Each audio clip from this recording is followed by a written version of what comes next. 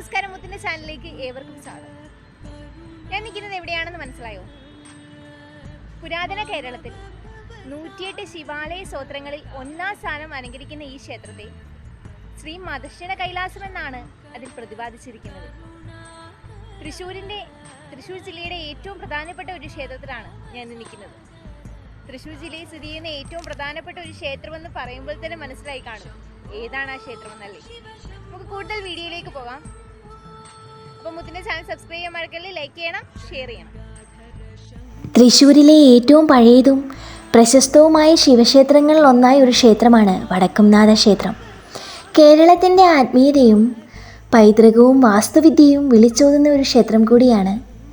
UNESCO Asia Pacific award നേടിയ ഈ ക്ഷേത്രത്തിന് 4000 വർഷത്തിലധികം പഴക്കമുണ്ട്. തൃശ്ശൂർ പൂരമാണ് ഇവിടുത്തെ പ്രധാന ഉത്സവം. കേരളത്തിലെ ഏറ്റവും വലിയ മതിൽക്കെട്ടുള്ള വടക്കുംനാഥ ക്ഷേത്രം 20 ഏക്കർ വിസ്തീർണമേറിയതാണ്. തേക്കിൻകാട് മൈതാനത്തിൻ്റെ മധ്യത്തിലാണ് വടക്കുംനാഥ ക്ഷേത്രം സ്ഥിതി ചെയ്യുന്നത്. വടക്കുംനാഥൻ സാക്ഷാൽ മഹാദേവൻ, ശങ്കരനാരായണൻ, ശ്രീരാമൻ, പാർവതി മാതാവ്, ഗണപതി ഭഗവാൻ എന്നീ ദേവന്മാരാണ് ക്ഷേത്രത്തിലെ പ്രധാന പ്രതിഷ്ഠകൾ. എത്ര മനോഹരമാണ് ഇവിടെ വന്നു. ശാന്തസുന്ദര പ്രദേശം, calm and quiet feel. Thekkinkadu മൈതാനത്തിൻ്റെ ഈ മനോഹാരിത നമ്മളിങ്ങനെ ആസ്വദിക്കേണ്ടിയിരിക്കുന്നു. പൂരം കഴിഞ്ഞ് നമ്മൾ ഒരിക്കൽ വരണം ഇവിടെ, എങ്കിലേ അതിൻ്റെ ഒരു വൈബ് അറിയത്തുള്ളൂ. ഇങ്ങനെ ചുറ്റി നടന്ന് കാണാം. നമുക്ക് ക്ഷേത്രത്തിനകത്തെ വീഡിയോ അലൗഡല്ല, വീഡിയോഗ്രാഫി ഫോട്ടോഗ്രാഫി ഒന്നും അലൗഡല്ല.